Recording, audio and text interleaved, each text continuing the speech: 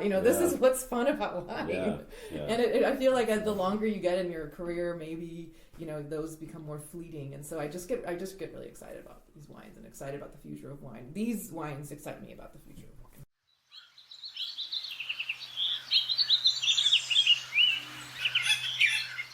That's all the... Oh, okay, cool. Welcome, you guys. Thank you. Can you just say who you are and what you do? Hi, I'm Adam Huss. I live next to Teron Stevenson. Teron Stevenson, one partner of Offhand Wine Bar, Santa Monica, 1/3 of Westside Winos, wine collective, and that's what I do. I'm Elodie Oliver. What do I do? I don't know. I do a lot of things. Now I work for an importer, distributor, Nomadic, but I've sort of dabbled in a bunch of different things. I do a little bit of wine education and content creation around wine education, and I'm figuring it out. Where did you work Harvest this year? I worked Harvest this year at NOK Vino in New Hampshire. Amazing. Yeah. I'm Chiara Shannon, formerly wine buyer manager of Mission Wines in South Pasadena, and a newly regenerative farmer. My husband and I recently acquired a property in Rita Hills, and so I'm very excited about this new chapter in my wine evolution, crossing over to the other side. So thrilled to be here, and a big fan of the Organic Wine Podcast. Awesome. Beyond organic. Now. Beyond, exactly, beyond. And I'm Adam Huss, and today we're going to be trying wines that, if I could introduce them, I wish I had sort of written something out because they deserve this. But a couple of the wines I want to share with you, they're all special and unique in ways that I think deserve attention. But a couple of them are just I think just remarkable, historical, beautiful things that if I was running something that had a winemaker of the year, these winemakers would be that, I'd have my and I think the wines are also in most cases my favorite wines by them and have special meaning for me and for them, I think.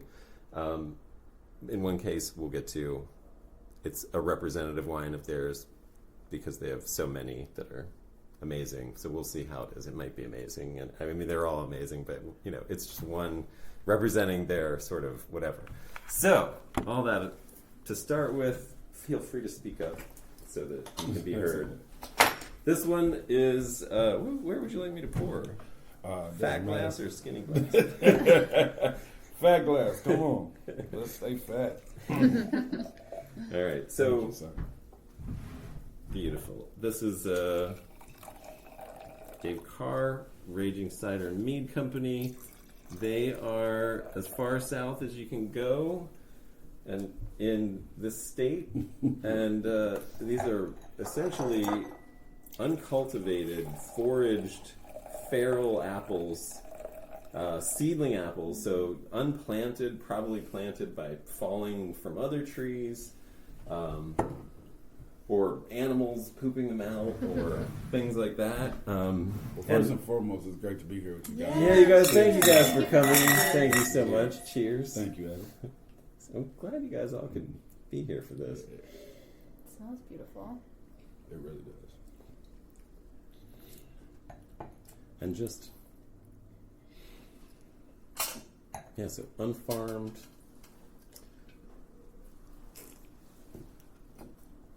Actually, I'm really enjoying this as a cider. Oh, wow. It's really nice.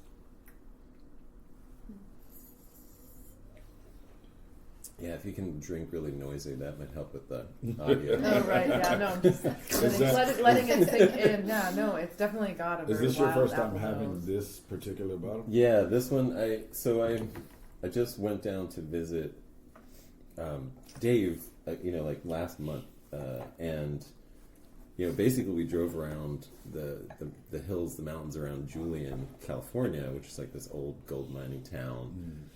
So their apple trees were planted there 150 years ago or something like that when people the 49ers came out. And then those apples, some of those orchards are still living. Like there's still like dry farmed orchards, whole orchards that were planted back then, and they're still going on. But then there's all this. There's like a ton of seedling pears and things, just like pears that have dropped and grown, and now there's all kinds of just genetic diversity in what's growing there, and it's it's growing in that climate. Now it's higher elevation, so it tempers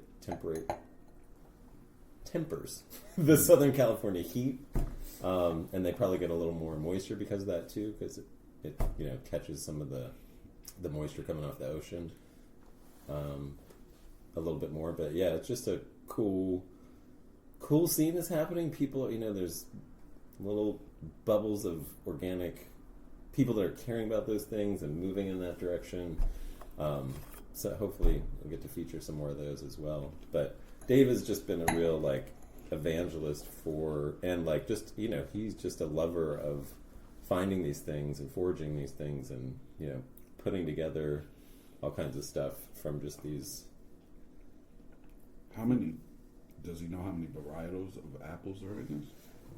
No idea, and they're they're unnamed, so it could be it's like it's like the kind of thing where if you have a Fuji tree and you grow out 5 seeds from it, they're all going to be genetically distinct because there will be little mutations, even though they'll be like their parents, but they'll have their own distinct elements. And so this, because there's such a diversity of apples in that area, they could have pollen crossed with other varieties, and then you have real hybridization between varieties, or real cross pollination.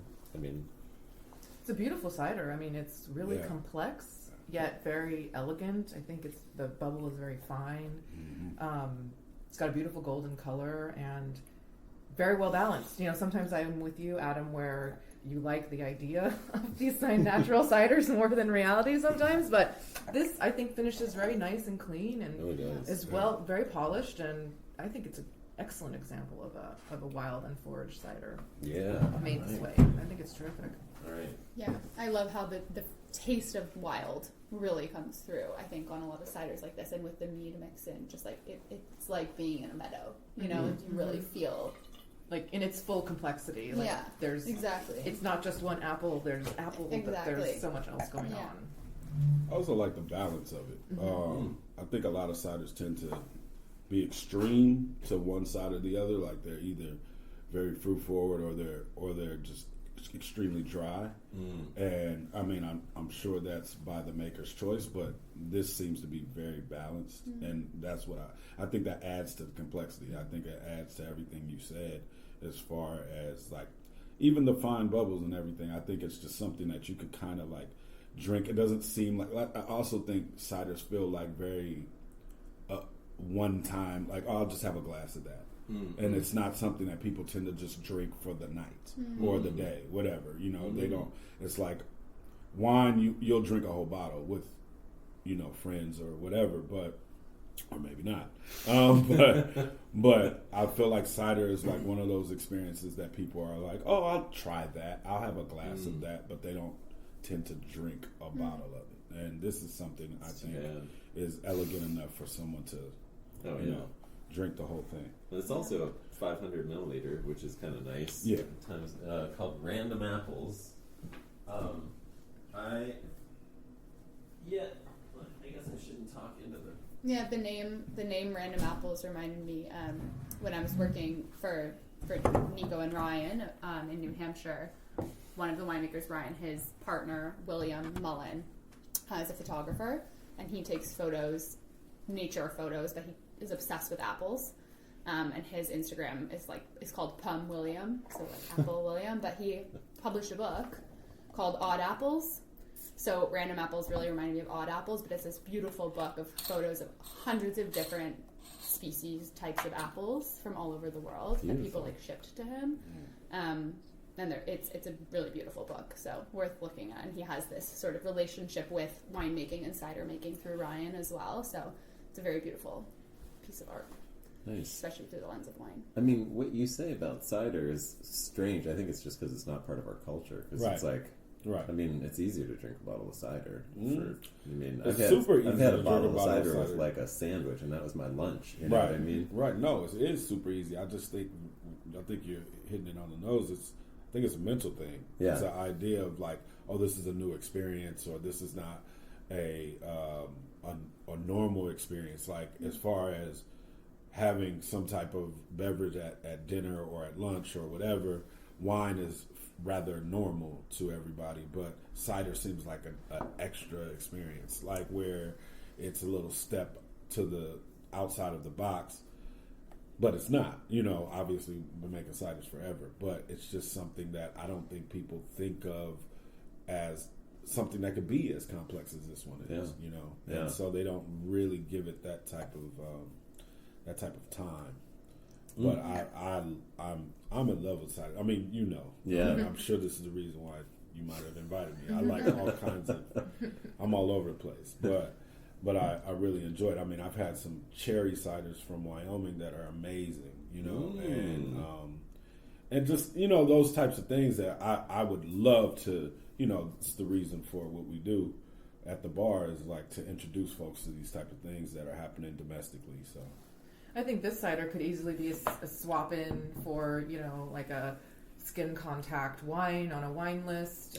I remember the first time I ever had hard cider was on the Normandy coast, and we had it with fresh oysters. And that was like a traditional pairing in this little village. And so cider can also be really food friendly.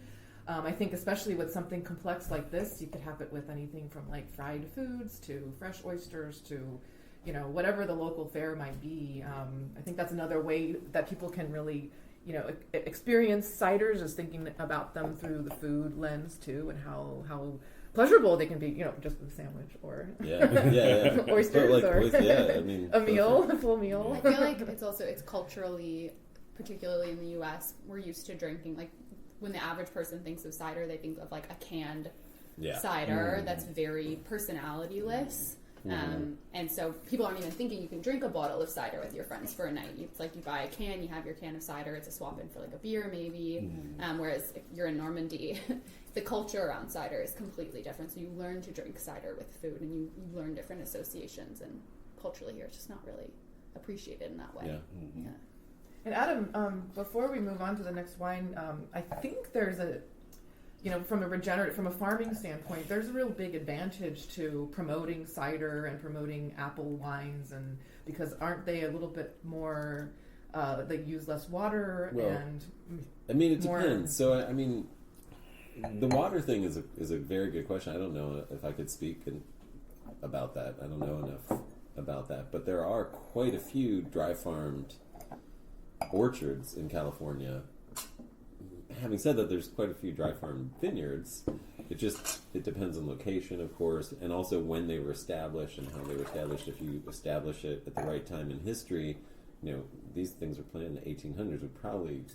The drought cycles were a lot shorter and the wet cycles were a lot wetter back then, or there was more potentially. I mean, we'd have to look at all that and see what the reality is, but maybe it was easier to establish these back then, and now that they're pretty deeply rooted, they're 100 years old or more, maybe that's why they're less water intensive, whereas if we tried to plant them now, it might take just as much.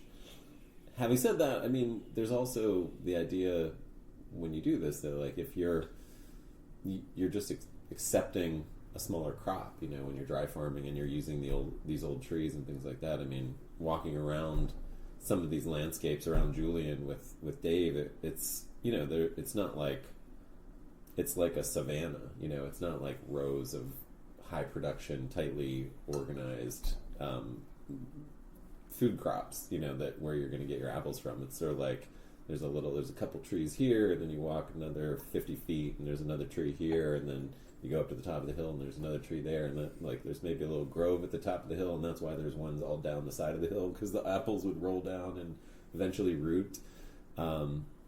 And some of them might have been planted, 100 years ago, but now they've just, like, all around them, there's all the seedlings from their babies growing, So it's a very different, it's not productivity minded. It's a landscape. It's a food forest in a way, or a wine forest, as I like to call it. And did you say, are they picking these apples off of the trees, or are they dropped apples? They'll shake them off. Yeah, I think they're Okay. they still harvest them really similar to the way you would either pick or gather or shake them off Okay. onto like a they'll lay a tarp down and shake and then pick them up. Yeah. All the above. Because I mean, the other ecological element is picking up apples that are on the ground that wouldn't otherwise be used and that would go to waste. Like a big part with NOK is we were going to pick apples that were drops that were from farmers who were going to sell their apples at the farmers market or to grocery stores, and they can't sell the apples that don't look pretty. Right. So we were taking their apples and making cider from those, and they still taste amazing. But NOUs, not otherwise used. Exactly. Yeah. His NOK is not otherwise known because he's working with sort of the place where she was. Yeah. Like the NOK stands for not otherwise known. Also his initials. Also his initials. Yeah. Very funny. Very double entendre. Yeah. All right, so the next one, feel free to pour yourself. I did it in this because I think it deserves it. This, I don't want to overhype this, but I hope you guys enjoy it as much as I do. I hope you find as much interest in it as much as I do. I think there's something, I don't think you've ever had anything like this in your life before. And that's one of the things that I love about it. This is a Brut sparkling wine from West Texas, Sonora, Texas, made entirely with prickly pears. Wow. From Austin Glasscock with his winery, Wild Texas Wines. The nose is amazing. It's one of my favorite episodes on the Beyond Organic Wine podcast. Is your interview with him from a couple years ago? But and then I brought him back. You brought him back? Yeah, for the Beyond Death in the Vineyard episode. That fourth episode add-on to the Death in the Vineyard series. Yeah. Just because what he's doing is, this is the product of it, and you think like he didn't plant, he doesn't tend. He observes, he forages. This is all like from his land in Texas, his family land in Texas. And he's figured out how to do this essentially by just piecing together, information that he can research and figuring it out himself. Like the skill involved in crafting this thing to me is remarkable because nobody else is showing him how to do it. There's no mentoring to make something like this. And the taste, I can drink this whole thing right now. Both of these things, I could have drank that whole cider bottle, and I can drink this whole bottle right now. This is amazing. It's really pretty. It's very fragrant, but it's not overwhelming. I was trying to figure out there's something very specific, and for some reason, you guys tell me if I'm totally crazy, but there's like a little bit of sesame or something on the nose. Wow. I was like, is it seaweed? But like an umami it's a little kind bit of thing? a little bit like But sesame's nutty not sesame, nutty as like the sesame candies, those like chewy. Sure, because it's like there's sesame, but there's something else. Yeah. There's lots else, but I don't it's even just know how to unique, describe this. Yeah, I would it's never really smell sesame in a wine. Yeah, go with sesame because you never hear that as a note, and there's just notes here that you've never smelled on a wine. Like it was really interesting to learn in that episode that the process and the methodology of even processing the prickly pears is really elaborate. I know you've worked with prickly pears too. Yeah. Do you want to tell us a little bit about how hard it is, how dangerous I've tried it in multiple different ways. How dangerous they become part of you is the reality. Right. But what's cool about him, like it really all starts with him just daily during their ripening season. He just takes a morning hike with buckets or a backpack or something and gathers, and just walks through the landscape carefully, making his way around this uncultivated landscape that is unfarmed, uncultivated. It's all the native flora growing all around him as well as the fauna, and he's conscientious about the fauna. He's thinking about leaving some for them to eat, and then he brings it in, and then it's like you've got all these thorn-covered fruit. And I've done this too. There's multiple ways you can do it. You could just mash them all up and ferment, and then through the process of fermentation and settling and racking and stuff like that, you can get those thorns to just settle to the bottom, and you can take the clear stuff off the top. But it's not as simple as grapes because the juice is not juice; it's like gelatinous. And so what he does, and what a lot of people do with these things, is they use like a propane torch, and they burn. Cool.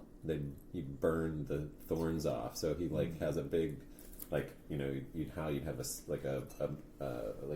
chicken wire drying rack or something like that, but he just like lays them all out and then torches them. Wow. And then douses them in water to rinse them off. And then he freezes them in batches, you know, because he's bringing them in batches. So he has, you know, he doesn't take up that much room. You freeze them, and that sort of breaks down the cell walls to enable it to be more juicy, less gelatinous when he presses and ferments them. And then I think he must be chapelizing and adding water to this as well, I believe, and maybe acid as well. I mean, he's definitely like, it's not like a natural quote unquote wine. It's just he's very much like, you know, it's the same level of intervention that you would get in any champagne house, basically, to make this thing specifically. And for sure, there's tirage and everything like that. But yeah, working with the prickly pears, you know, to get them to the point where you can actually ferment them, and then how you press them after you ferment. I mean, it's all like, I mean, I've tried it multiple ways to finally get to what I felt was a way that you could do it that would be like repeatable and profitable. Or efficient, at least, to be profitable. It has a really beautiful texture. It's very almost like silky, or even like creamy, not in a lactic way, but in just a really like light and soft and beautiful. The texture is insane. Yeah. I mean, sorry, I shouldn't use like gauzy texture. I don't know. It's very different from a champagne in that way. I think it's. Does it coat? I mean, I feel like it's clean, but there's a like almost like with that creaminess is almost like a mouth coating. Yeah, thing. Absolutely. I feel that. Like a silky. Do you guys hate it? Any Not at all. Any Not hate at all. for this? I think it's really beautiful. The issue I have, on a personal level, with ciders that are sparkling ciders, you know, that are the bubbles don't last, right? So, so for someone that's trying to do a program that's at a bar or anything like that, it's not possible, to hold it, because you obviously don't know who's coming next to taste the same thing. But this is definitely, like, hands down one of the most beautiful iterations of this that I've ever had. It's just very, very well done. Yeah, it's crazy. I don't know that I've ever had prickly pear wine before. Really? Yeah, I never shared mine with you? Oh, man, sorry. We had your lemon wine. That Oh, was yeah. Oh, that's right. Well, yeah. That was great. Yeah. I really, I like that. Yeah. I like that one too. You know what I'm going to do next time is lemon prickly pear, because they need each other. Like the lemon's too acidic and the prickly pear is not acidic It's really enough, sweet, and I think they go really well together. Actually, Very cool. I've been wanting to try this. So thank you for man, bringing this today. Yeah, no, That was awesome. And beautiful packaging too. I mean, I've traveled across the U.S. and visited a lot of cideries and wineries and fruit wines and all this stuff, and sometimes the packaging is kind of not I would say not most of the appropriate time. for like a formal wine shelf, Absolutely. retail shelf. But this is a beautiful yeah. wine. You could put this alongside anything on a this is- retail shelf. Yeah, that's outstanding. All the way around. I think it's exciting that people are experimenting and Yeah. thinking So beyond the grape in terms of I what. put that there in case you want Yeah, to thank rinse you. it. In terms of what can be wine, I know that's something, Adam, that you talk about a lot, and I also am very, an advocate for as well. And if you got persimmons, make wine. I mean, this is so. Here's a definition for wine, because it's, to me, it is like a lot of what is allowed to be called wine. Like who gets to say who gets to define wine. If you guys want to rinse or whatever.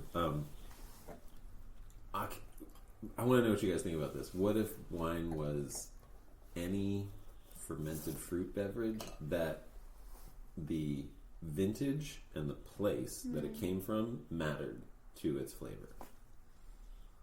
You know what I mean? That would eliminate some grape wines, frankly. Right. Like, especially like, some champagnes, some like a lot of the stuff that's in the grocery store, it's like they can put a place in a year on there, but it's the same thing every year, regardless of where they're sourcing the grapes from, which is from 30 different regions around California. Why, in your mind, why does the year have to matter? Why do we put a year on the wine? I feel like it's the only beverage in the world that we do put a year on, where the year means something besides just the age of the beverage. And it does, but if we're choosing to redefine it in our own way, and you're saying that we should continue, why do you think we should continue that? Well, because I think it points to the fact that wine is something outside. It points to something more than human, something bigger than our egos and our intentions. It points to the things that are out of our control, that control us. It's like the things that we are subject to, the same fates that we're subject to. Right. We're trying to capture in the glass, time and space, and the fates of where you're born and where what era you were born into. It'd be great if the average person understood vintage that way. Yeah, I mean, yeah. It's a historical reference, right? Right. I mean, if you were born in a certain year and there was a lot of turmoil in the world or the city you were born in, you kind of attribute that to maybe certain parts of your personality. Is the same thing, right? You look at wine or any wine, you say, "Oh, there was fires that year. There was." It was a hot summer. It was whatever you reference the weather. And like you said, the things that are out of our control by that timeline. Yeah. And then you kind of get an idea of who this wine is, in that way, before you even taste it. If you know. Exactly. If you know. Or you get to learn about it if you don't know. Yeah, that's why I guess I'm thinking from a consumer point of view, seeing a year, having a year on a bottle when it's a consumer who doesn't necessarily understand what the weather was like in Champagne that year or in whatever region. It would be helpful to have more of a translation. But I do agree with that. No, absolutely. And I do agree that having the year, and I love the way you explain that, if it's the same as a person being born in a specific year and how that shapes who you are. In the same way, a wine is shaped by the conditions of the year, but whether that's just purely a vintage on a bottle versus helping translate that to people. I totally understand, and I think that's a big part of my mission in wine is to be able to make things fairly simple for folks because one, I think this is a beverage, and that's really all it is. Now, to a maker or a producer, it's more than that because it's your job and it's something, and hopefully you're passionate about it. And so, with that being said, there's a lot more that goes into it that you're discussing amongst the people that are helping you, working with you, harvesting with you, and producing the wine. But past that, this is coming to you as a source of enjoyment, right? And I think we, as folks that work within the industry, we also have to discuss it down to its minutiae and whatnot. But everybody's just trying to enjoy this beverage, right? And if you drink, I always say this: if you drink a Coke, you don't go, "Well, I wonder what factory this came from, and this syrup, who was handling the machines that day, and where'd the glass come from?" And we don't do that with many other beverages. And I understand why, but at the same time, I think we extract the enjoyment out of this, and then it creates a barrier for people to try it at all. And so if you put it in front of somebody to say, "Hey, I really like this wine, I hope you will too." Right. And that was the end of it. Yeah. Until they decided to say, "Hey, where'd this come from?" or whatever, or not at all. They're just like, "Yo, where'd you buy this from? I want to get more of it." That should be enough, but it's never the foundation of what we do is not that. It hasn't been set up that way, and to me, it should be that for everyone to be able to have a chance to enjoy it as much as you might. Right. Or I might, And then if you want to take it to that level of us nerding out, as we all seem to love to do, because we're passionate about it, then that's great too. Now you have someone else that's interested enough. I think to bring it back to what you said about, explaining who we are through the year we were born, like, we understand people better. We can appreciate people more when we understand their story, right? Mm-hmm. Like, when we build empathy with a person, we can build deeper connections, and then we can appreciate them better. And Right. it can be the same with wine. Like, yes, I can plop this in front of you, and if you like it, you like it, and I believe that. But also, if you can give someone context that they can relate to, for them to understand what's going on in their glass better, they might like it more. They might, and that's what I'm saying. I think you have to let someone arrive to that on their own, as opposed to saying, this is how you enjoy Forcing this. it on them. Yeah, like, absolutely. if you don't understand the background and the context of this, then you're not enjoying it correctly. No. And I that's, don't know. I mean, when we met, I sat you down and I told you my whole life story. Right. You got to take this now. No, you're right. It's like the same way as like getting to know people. Yeah, definitely. And it's the thing. It's like, even being here and sitting with you all, just listening to your responses to certain things will make me innately go, hey, I would like to get to know you guys a little bit better. Because I enjoy what you had to say and your perspective and so on and so forth. But that's solely up to me, right? And I think that's where I'm coming from. I think that I want to open it up enough for everyone to have a chance to arrive to what you're talking about, or not at all. Totally. And that everyone feel comfortable in that space. Yeah. If you do want to just say that was good and leave, and that's all it was. It was like a really good wine, and you just want to go home and possibly buy it again or whatever. Cool. Mm-hmm. If you want to sit down and talk about it further with someone who knows more, or you want to read the bottle and the label, and you want to go do your research, that's great as well. I don't think there should be any delineation between the two. I just think things should be open enough for people to have that choice, because I think a lot of times my experience has been a friend will look at my glass, and if it's something that's unfiltered or whatnot, and it has a specific color to it, it doesn't look like the wine their parents drink. Right, and if they're not big wine drinkers, they'll look at that glass and say, well, what are you drinking? I'll instantly say, hey, taste it. Mm-hmm. And I'm telling you, 9 times out of 10, people say, I don't know enough to taste my wine.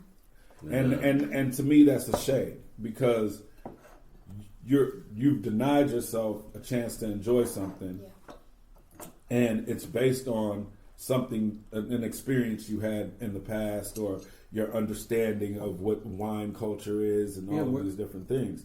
But that happens to me so often that's how I kind of form this, perspective. Well, where does that come from? That, like, I don't know enough, that sense in wine. I would say the popular idea about wine in the general public is that it is this high class drink that is only enjoyed when you have an excessive amount of knowledge about it. Mm. And it's obviously not the truth about wine, but that is the perspective widely, in my opinion, that I've come across, is that this is the way wine works. It's, you need to know certain mannerisms, you need to know certain terminology, you need to have an understanding of this before you try it. Right. And to me, it's very unfortunate, right? Because there's still places where children drink wine. There's still it was one of those things where everybody in the neighborhood made wine, but you say, oh no, but Adam makes the best wine. So I know I make wine, but Adam is the guy. Like, and I'm going down the street to pick up a bottle because mine pales in comparison. But we all do this. Right. This was a common thing.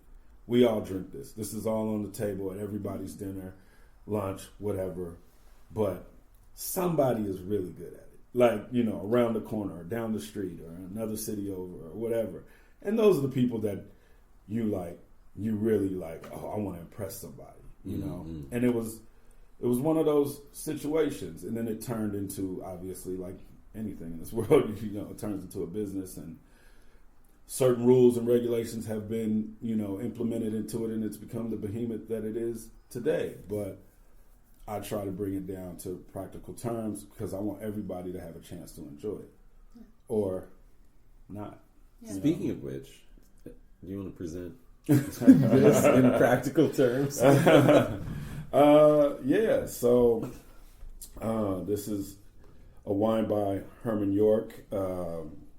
These fellas are out in the Redlands, and they are very much champions of Southern California winemaking and wine, and getting grapes throughout the Cucamonga Valley. They're in the Redlands, but throughout Cucamonga Valley, San Bernardino, like all over.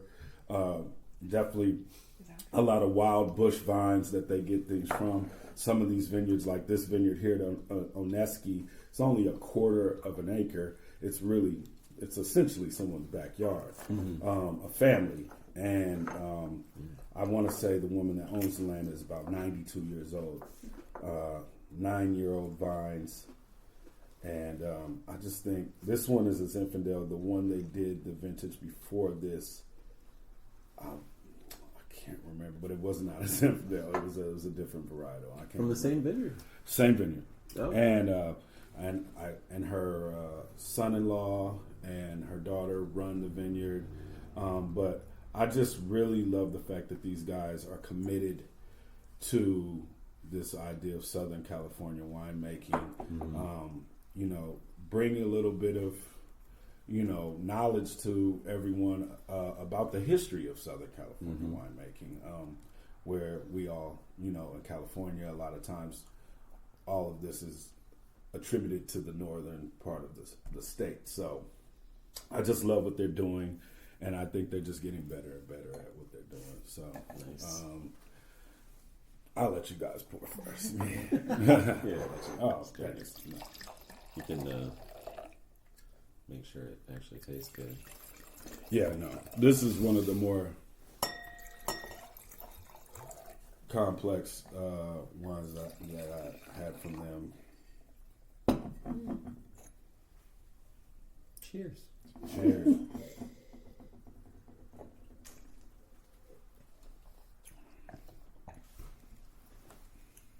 Oh, yeah. Yeah.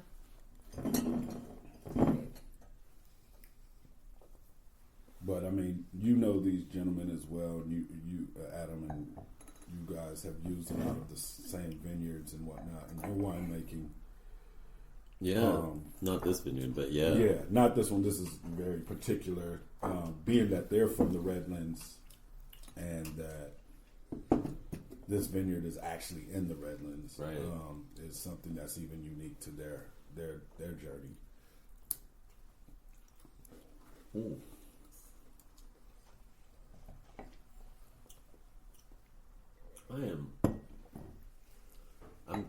I'm very curious if the alcohol is accurate on that bottle. What was this at? 12. Oh. But this is a pretty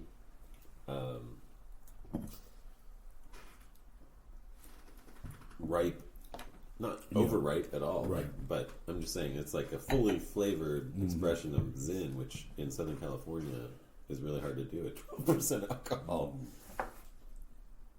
So Yeah, it's soft and juicy for sure. Yeah, right. It could be on the lower end. I mean, maybe not as low as 12, but yeah. it's not hot. No, No. it's not hot. Yeah. No. I don't have any burning sensation on my palate. Me you know, neither. so. Mm-mm. No, I believe it. That's the thing. It's just Yeah. a really remarkable. Like, I wish more Zin was done this way. Like more. Like, I'm trying to think what a good example would be. I don't know. I just think like leanness would just be a whole different expression. I mean, we're so used to in California big Zins. Yeah. And they usually oakum too. Yeah, So that's I, good. I really appreciate the fresh sort of unoaked expression here. Yeah. Whether they use neutral or concrete or whatever, but it's definitely like a fruit forward, Yeah. juicy.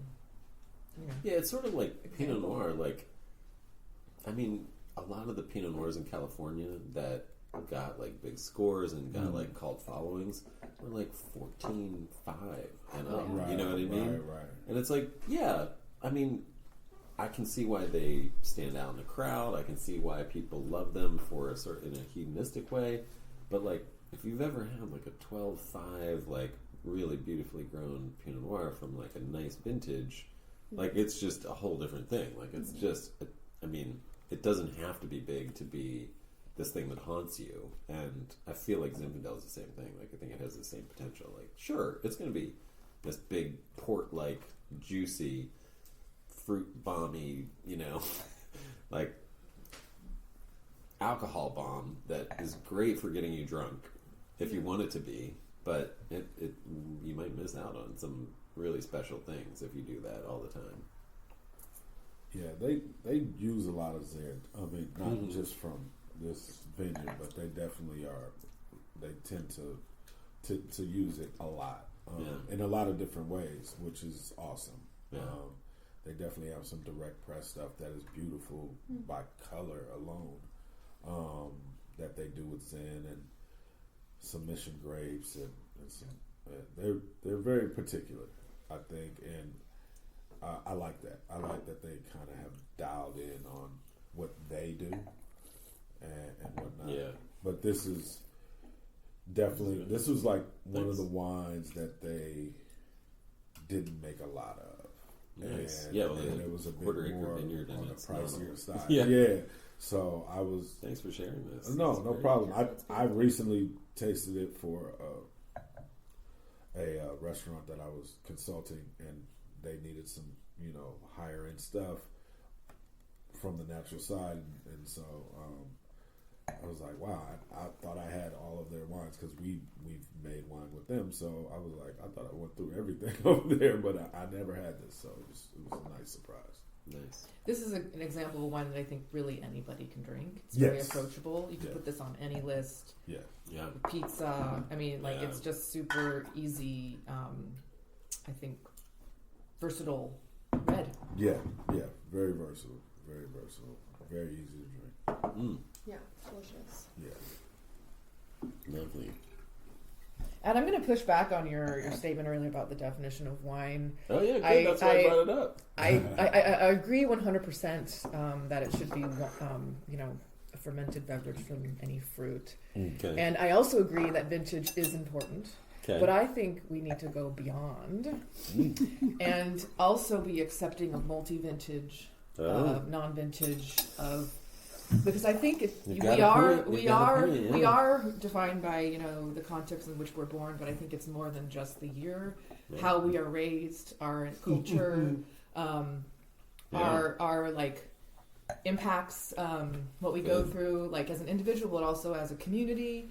I think are all part of what forms us, and I think wine can be so much more than just the vintage. I think there's process, and if you think of contexts where you can't have a vintage every year Exactly right. because of climate, I just think I That's agree, what but I just also thinking. think we can go beyond beyond vintage, like beyond organic wine. Yeah, no, you're right.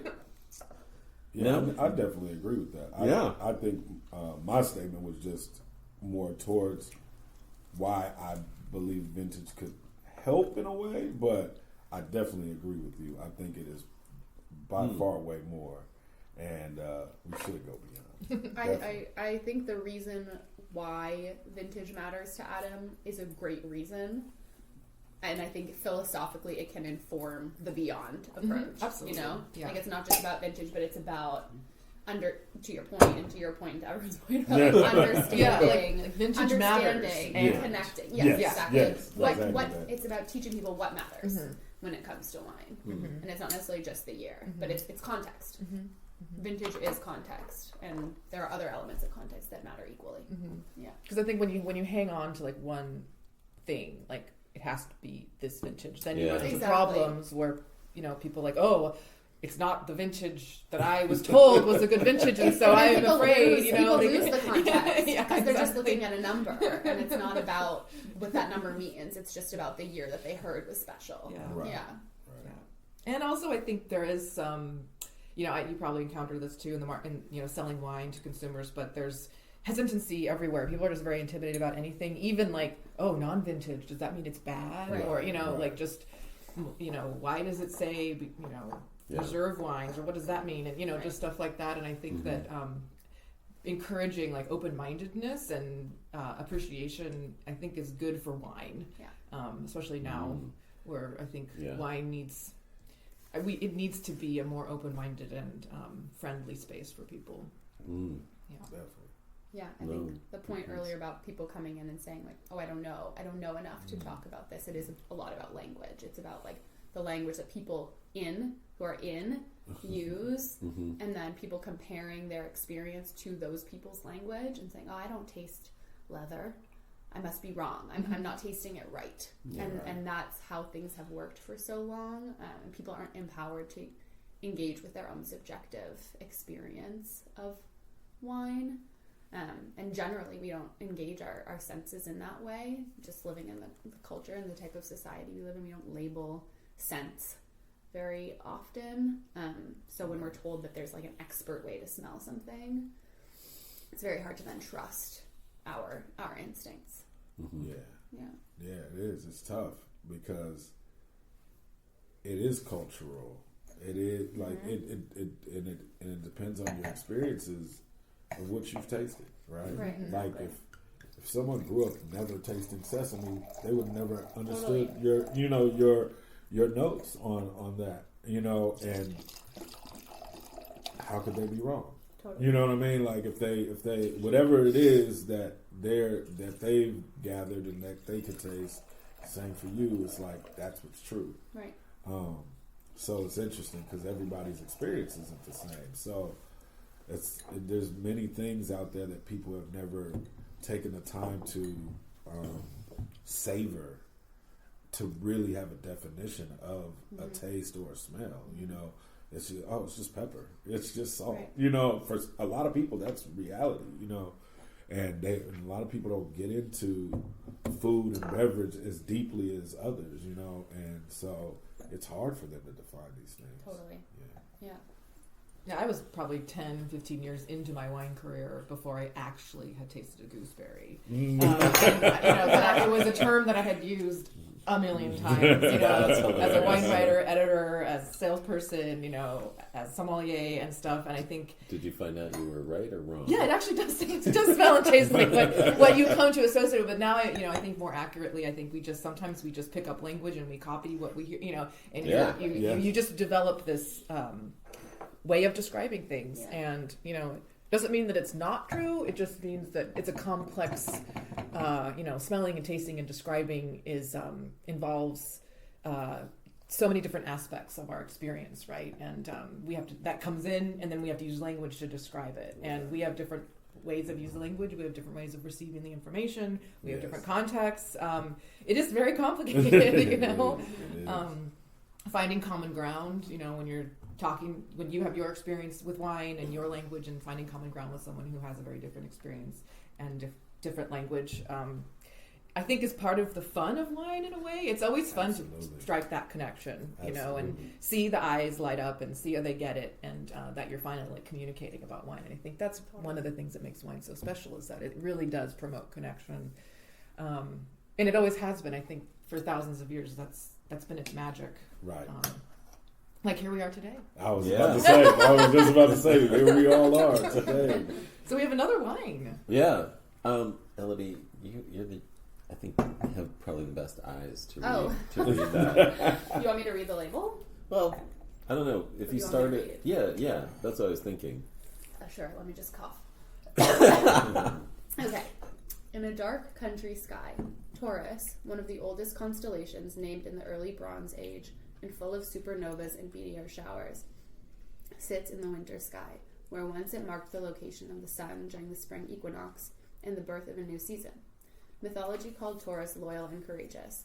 This wine, like Taurus, is a testament to the perseverance and resilience of our alpine vines, to their fruit and whole clusters that shine like sister stars, and to the heart of the earth that infuses them. Deirdre Heekin and Caleb Barber. Nice. So, you know, I feel like Deirdre deserves Winemaker of the Year for sure, if anybody does, for a wide variety of beautiful things that nobody else is doing. I would second that wholeheartedly.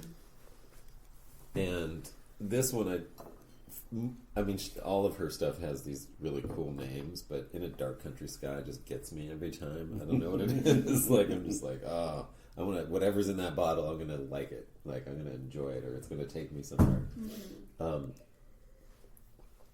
Whole cluster Marquette. I think this is like such a great thing right after that Zin. Like, it's probably a little more acidic than the Zin, but that Zin was an early harvest Zin, so it had good fresh acidity. So, but these are like two of the most American grapes I can think of on the two ends of the vinifera and native spectrum. Marquette is probably the most popular hybrid grape in the U.S. in North America, and then Zin is our most popular, vinifera variety that nobody else has in the planet except Primitivo, which is like a different clone and didn't come from here, but it's kind of, we own it now. It has adapted Yeah, to our context. yeah, and it's like the little East Coast, West Coast comparative stuff Yeah. here, and like, there's a lot of. I mean, I'm just tasting this. I'm like, actually, I could see a lot of similarities between those two. Yeah, I was gonna say it's actually a great follow-up. I mean, not that you need to prove anything to this room of people, but if you wanted to prove something to somebody about hybrids standing up to or being comparable to the experience of vinifera in a lot of ways, like, this is a great Right, lineup. right, back to back. Yeah. Yeah. Yeah. I have some of this growing in the backyard. Awesome. Marquette, not necessarily the wine. It's really great. She's amazing. Yeah, that's kind of like Syrah-like character, but in a Pinot Noir vessel. It's not burly, but it's got that kind of gaminess to it that is really intriguing.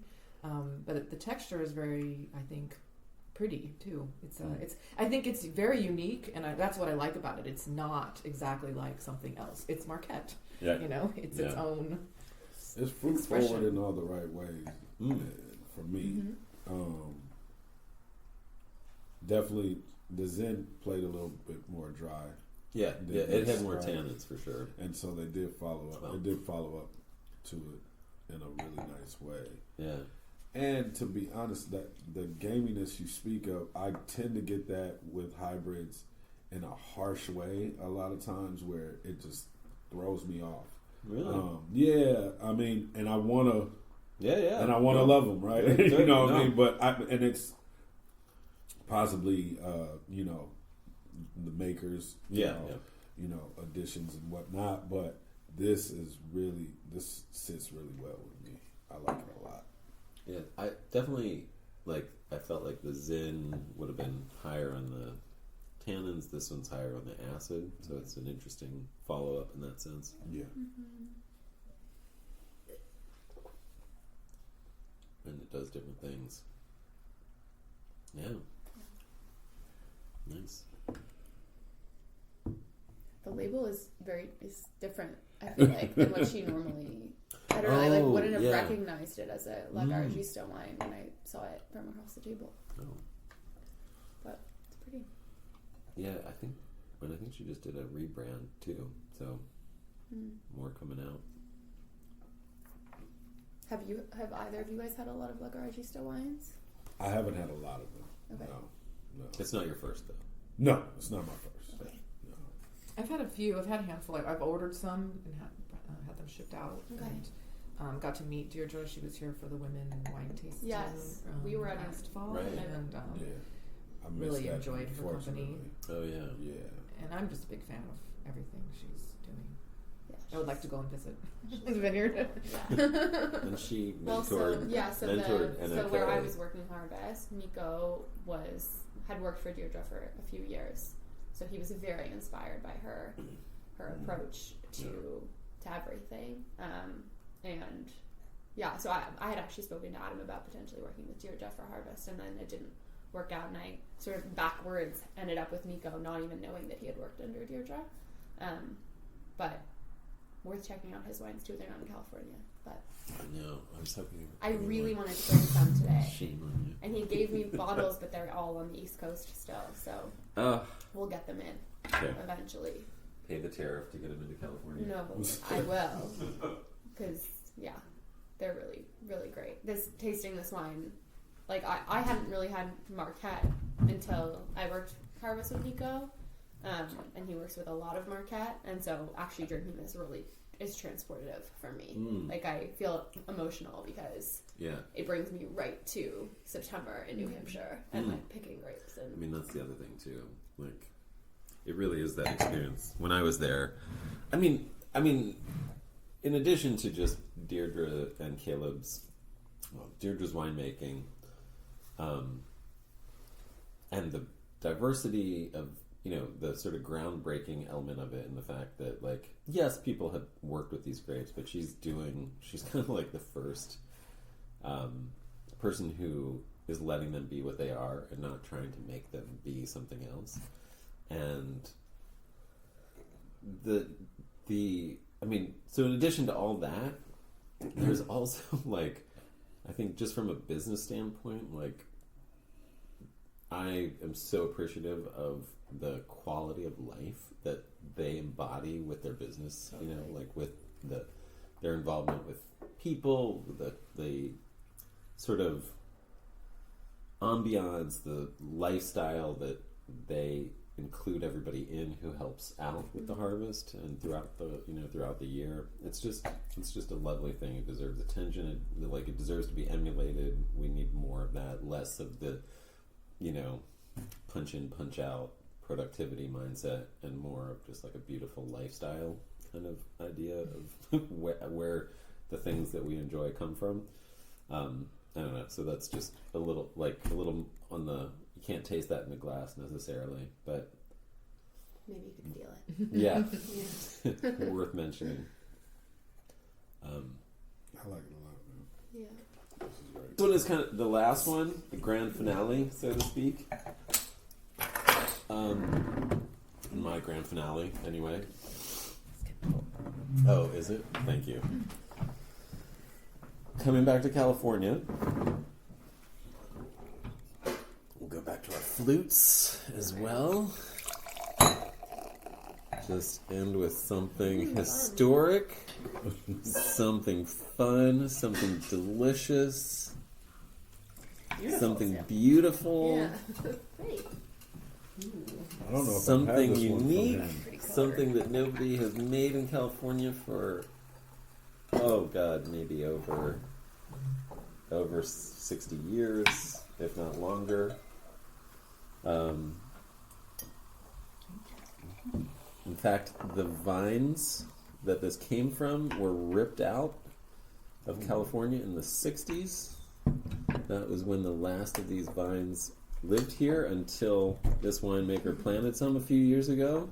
And this is the first vintage from those vines that he planted, and turned into what once was the most popular wine in America, and grew in the Ohio River Valley. It is Catawba. It is sparkling Catawba. Wow, this is cool. By Matt Neese, North American Press. Right? Yeah. Wow. That's great. Matt is, Wow. I mean, in California, nobody's doing what Matt's doing. No. That's all I can say. Awesome. No. You're not. I really enjoy what he does. Unfortunately, a lot of times it's too expensive for the bar.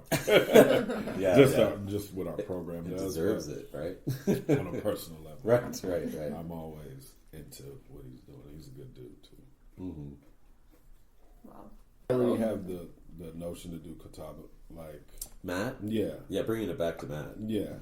Oh, yeah, And this I have was some like... Catawba questions too. So. Yeah. So, Matt would be the guy to talk about this, and hopefully I'll get him to talk about this, but Catawba grew in the Ohio River Valley, or is it the Ohio? I don't know. It's like a river valley in Ohio, or it's the Ohio River Valley. It was like millions of bottles are being produced a year of sparkling Catawba that was probably something similar to this. Although I would like to think this is probably even better, but think about like Bordeaux, that kind of alluvial sort of floodplain type, like very gravelly or well drained, sort of loose soil is theoretically where Catawba was doing really well in Ohio. And Matt has said, he's finding that in California too. Like he has a couple vineyards of Catawba, and one is this one, which is along like the Suisun Creek, and you're tasting it. It's like it's special. And then he has the other one. He's like they're kind of like struggling, or they're not struggling, but they're definitely not doing what they're doing in this vineyard. So, and it's not that like riverbank style of soil and stuff like that. So there's something to be said about, Is he making other styles of wine from Catawba, like still reds, or is this the only? Well, this would be about like the color that it could make if you left it on skins, because it's like a russet grape. It's like gris almost. So I don't think so right now. Like I think he used everything he harvested to do this one this year. In the future maybe. This is. Okay, do you like the flavor? I was going to say I have an unusual tasting note for the flavor for me. Please. Because I do not drink beer. I am gluten intolerant. However, I discovered this in my mid-20s, and so I have sense memory of beer. And I feel like the palate, this reminds me of beer. It reminds me of like a saison or like kind of a farmhouse ale. Like really? It smells like cherries and has like a red fruit aroma, but the palate is like ale-y to me, or like a wheat beer. Like fruity, that sort of it has citrusy, it's fruity. like it's calling these like beer memories to me, which is really unusual weird. because I don't drink gluten-free beer because I don't like it. Right. Because it just tastes. It has oftentimes has this metallic and really kind of processed and a natural taste. But this is kind of giving me a pleasant reminder of like a good. Can we trust you though in your beer memory? I don't know. I'm just saying that brings sense. In fact, sometimes those sense memories are the most accurate. Because it's been locked away and it's being triggered. In the Proustian sense. But I really like it. It's like very pleasing, and the palate to me is not fruity. It smells fruity, but it's very different on the palate, and I really like it. Anything unique for you guys? Yeah, I get fruitiness on the palate for sure. This is going to make it sound like I find it unpleasant, which I don't, but there's like almost like a cherry like medicine. I taste the cherry medicine. Yeah. I was about to say Robitussin. Like On the finish, it circles back. Halfway It's through, at first it's unpleasant. just like pleasant bubbly, and then that hits, and you're like, Yeah. woo, and it kind of goes, and then it comes in, comes out. All right. Yeah, but it's delicious. Like I got that doesn't too, bother me at all. I actually like it. Yeah. Robitussin, not texturally. Yeah. Just like that, like she's saying, it's like a finish, a nice back end. Yeah, absolutely. It's fun. So, the secret about this is, Catawba is a foxy grape. So the flavors that you're tasting, some of them are related to foxiness, which doesn't have anything to do with like fox animal, whatever. I don't know if you guys know anything about foxy, but this is like Catawba is a foxy grape. That my point in saying that is not to like denigrate it in any way. The opposite is to show that like those people like foxy. Like foxy is actually kind of yummy and fruity and sweet, and what you're tasting out of this. Like there's, it's usually more like cotton candy. Cherry is kind of not usual, so that's unique to this. But that's also goes to show the point that like, even if you had two different foxy grapes, like you're going to get very different flavors. Like it's not. It doesn't mean that they all taste the same. So what is foxy? If you were to break it down into words, like descriptors. That is a tough one. There's an episode about. Yeah, I was gonna say. I know. I have listened to it. Listen to my podcast. So if I was going to break it down into words, I would say like foxy is like what Jimi Hendrix meant when he said "foxy lady" when he wrote a song called "Foxy Lady." Like that's what it is. That's what it is. Like it's a compliment. It's a like there's something. I don't know, just like fun and delicious about it is another way to look at it. It tends to be fruity, like there are like chemical compounds that are responsible for it. Tends to be like fruity, but like we all associate these aromas with different things in our brain. Just like she was saying, she's smelling beer. Actually, I just got it framboise. Yeah, That's what it is. Alambic. Yeah. But it has that fruitiness, but Yeah, it's yeah. like there's that cereal beer like Yes. Yeah. aspect to it. Yeah, Sorry. the lambic. No, that's great. That's why I was like, are you saying lambic? I was. That's what I meant. Yeah. I'm so not in the beer space. So Yeah. It took me a second. Yeah, framboise, which is raspberry. Raspberry is like what most Europeans refer to the foxy flavor as, like raspberry or strawberry, like or wild strawberry or something like that. I've heard just like fruity or cotton candy, but yeah, it's like it has nothing to do with like animalistic, like anything fox animal. That's why I say it means more like what Jimi Hendrix meant with foxy, like. Yeah, when was the last time you tasted fox? Right. Saying that the gooseberry, and it's like these words that just kind of take on a life of their own. So it's just, I mean, all it is to say is there is this distinctive thing because of a higher level of certain chemicals or compounds. Chemicals sound so like whatever intense, but certain compounds, aroma compounds, and flavor compounds in specific species, the Labrusca species of grape, but also muscadine, or muscadine. I don't know how people say it, muscadine.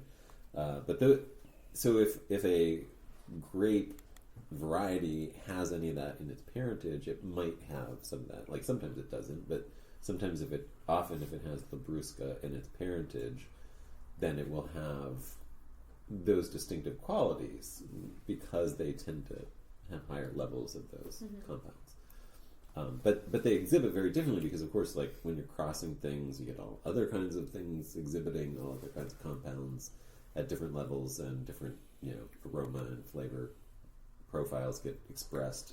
And so, just like anything, like you could add pineapple to lemon, and that would make the pineapple taste a certain way, or you could add pineapple to mango, and that would make it taste a totally different way. Or so it's like. You can't just say, like, it doesn't mean anything because you have to still approach the wine as an individual and taste it and see what you think. Because most people wouldn't talk about cherry, and we all kind of agree that there's like a cherry element to this, right? Right. But most people wouldn't associate cherry with foxy. So clearly, like, there's something unique and special just about this wine and this grape, Catawba, perhaps. I mean, how many Catawbas have you guys had? This is like this is the one. This is it. Yeah, this is it. So here we are. It's got a great label too. Yeah, the Pariah. I'm almost certain I've had this once before, but I don't remember. Really? This is just a new. Is this the first vintage? Yeah, first vintage. Because I've gone through a lot of this stuff, and so I was like, I felt like I've had this before, but maybe I haven't. Yeah. Are his wines? Does he have a distributor down here? Are they? He does. I mean, I find his stuff at. Yeah, he does. Who is it? I find his stuff at Open Market in Koreatown. Okay, so someone's down here. Someone's selling it. Who brought him by? I find that's the only place I know for sure that has some of his stuff. Domain has had. I got Domain LA. Yeah. Oh, okay, cool. That other one, Well, the no, Brianna it's- one, Oh, cool. the maker. The Maker. Yeah, Domain sold that. The white. Yeah. That's fantastic. Yeah, I it's mean, really if you good. ever want to like put somebody in a blind tasting side by Exactly. side against Vinifera, Yeah. just like use the Maker against any It's any really white wine. They'll just cool. be like, you could just do a panel of white wines and throw that in. Nobody would ever know that you're dealing with hybrids, and they would probably pick it as their favorite out of the panel. Frankly, like it's yeah. It's a great one. Delicious. Really like it. Well, thanks, guys. Yeah, Thank thank you. you. I don't know. Any final thoughts? The most interesting lineup I've ever had. And I mean, yeah, honestly. Since the last time you were here. Since the last time I was here. Remember that, like, No, that was crazy. What was it? So this That was Wild Texas Wines too. That one that was That like was green, black. Yeah, it was. Yeah. Yeah, that was Texas that persimmon. persimmon. Yeah, you've had two persimmon and it was ones crazy here. because it had like almost like a color wise, it had like a turmeric. Yes. Kind of like like that, like almost rim. ring, rim around it. That was crazy. Yeah, It was like jet black. yeah. Wow. That was nuts. I felt like we were like on an episode of Star Trek. It was like drinking some like alien Right. blood or something. I don't know, but that was crazy. Yeah. Yeah, you're good for bringing the good stuff, my friend. Well, thanks, you guys. Yeah, I mean, I Yeah, think this any is of good. these wines you could sell today in a retail shop or a wine bar. I Absolutely. think, Yeah. and cider. I mean, they're different. You know, Yeah. that takes some educating and having those conversations. But I don't think we had any flawed wines tonight. No, you know, right, there yeah. were no. They're all very balanced and Look, at the unique. bare minimum, Yeah. they weren't flawed. Yeah. Just No, for I mean- anybody listening out there. you know, and there's a lot of wine out there that's pretty flawed. Yeah. Absolutely. It's an interesting question about whether you educate people about these things. This is something I talked about a lot with Nico and Ryan for when they pour their hybrid wines for people at fairs and things where people are walking around tasting vinifera, and then they come and taste hybrid wine from New Hampshire. And they have different takes, but Ryan would say that he doesn't like educating people.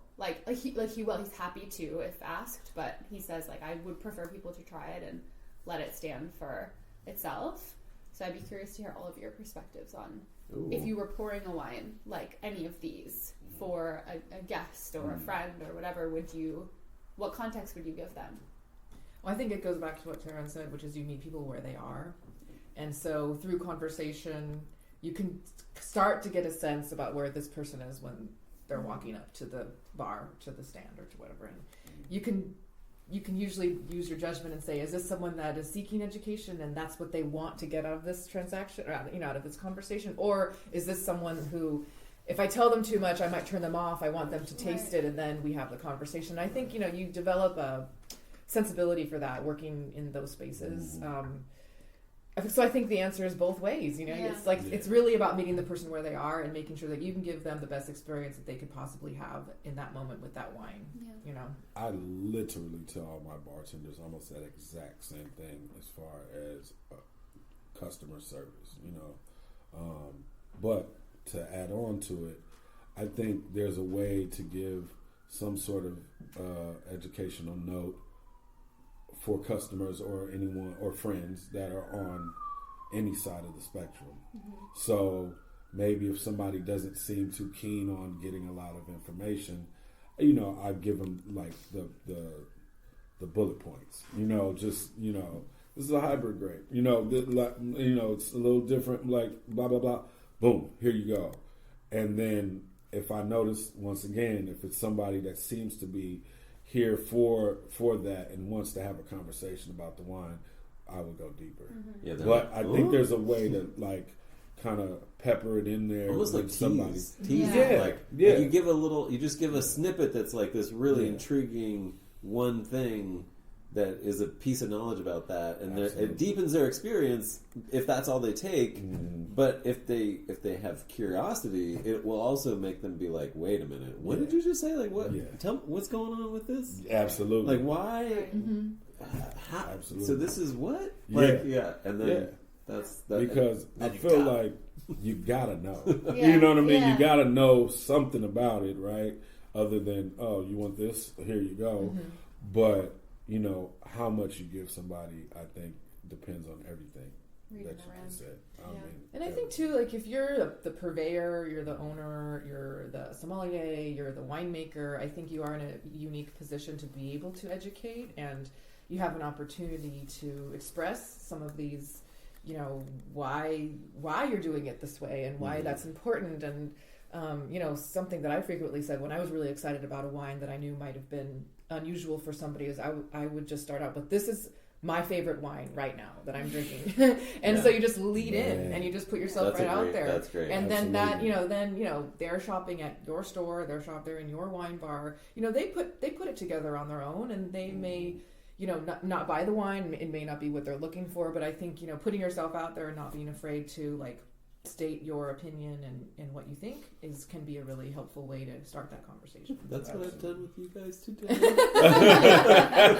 These are my favorite wines. Hope you like them.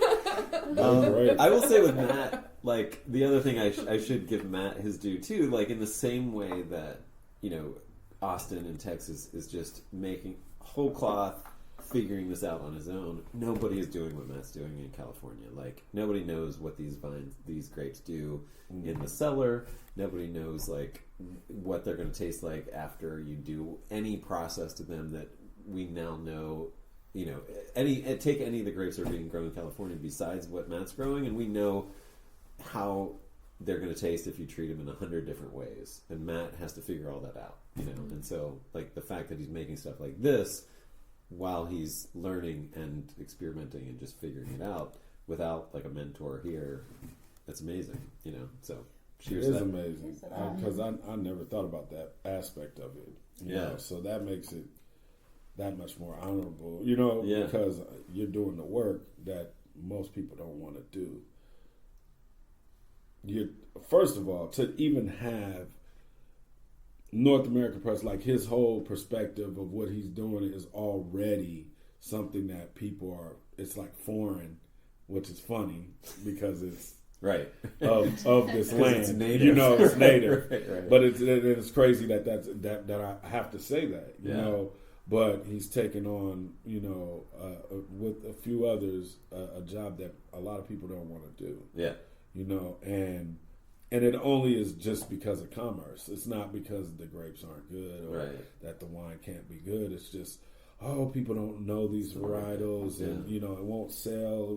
They don't have a reference point and those things. And then that's when what you're doing now, what I do, what we all do comes into play because it has to be a community that supports it in order for it to go. Somebody has to showcase it. Somebody has to put it on the mantle and say, hey guys, this is something worth trying, And I think like for me, the bar is such a great ground zero for that because I'd venture to say 85 to 90% of our customers are not wine enthusiasts. They're just wine drinkers. They're kind of coming out for a good time. They just want somewhere to chill and drink, and then they know they're going to taste something new and good when they come to this space. They don't necessarily know exactly what that's going to be.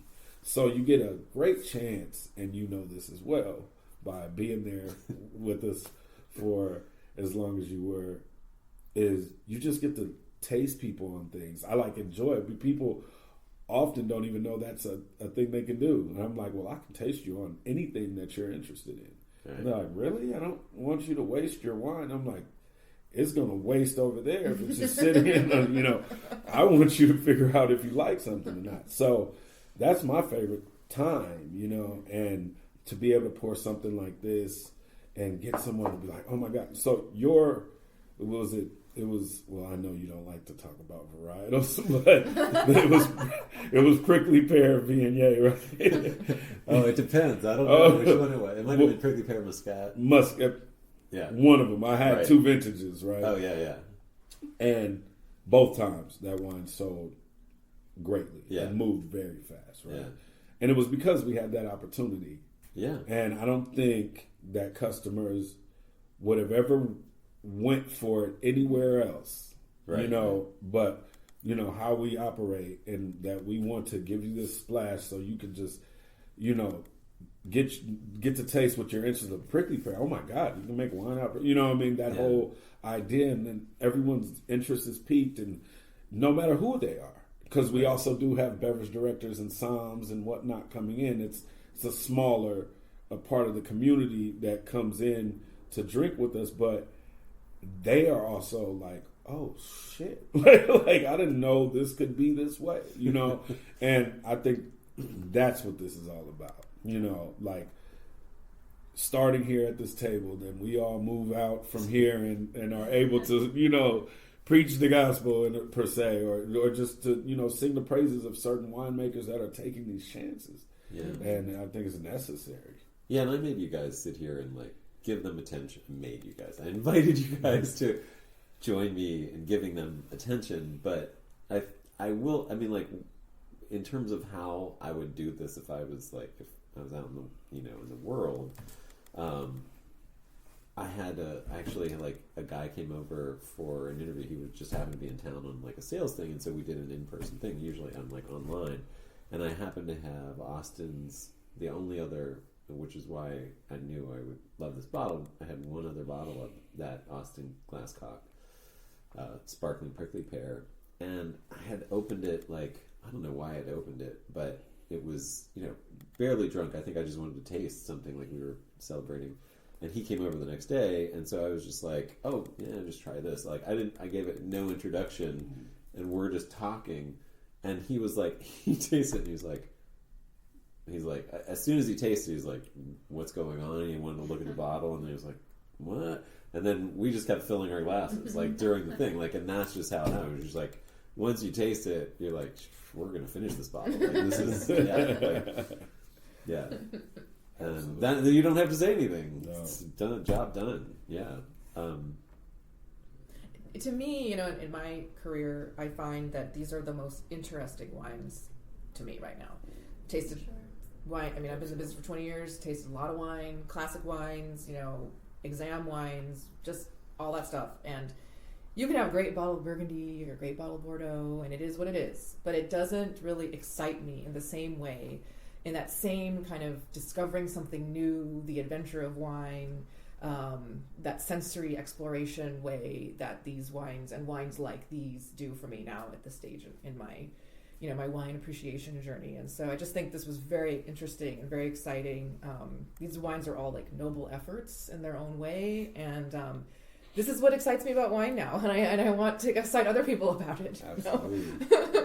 She's not biased because she could be talking about how amazing Rita Hills Pinot Noir is, for example.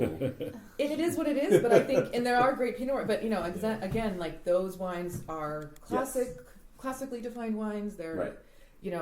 They fit a model, and there are excellent ones, and less interesting ones, but these to me spark that sense of excitement that wine sparked in me in the beginning. That made me go down the rabbit hole of wine, and that tasting something new, that the thing that we're always trying to capture, that like the sparkling the Catawba that brought back that memory for me of that flamboise. This is what's fun about wine. And I feel like as the longer you get in your career, maybe those become more fleeting. And so I just get really excited about these wines and excited about the future of wine. These wines excite me about the future of wine. Me too. Same here. Me for.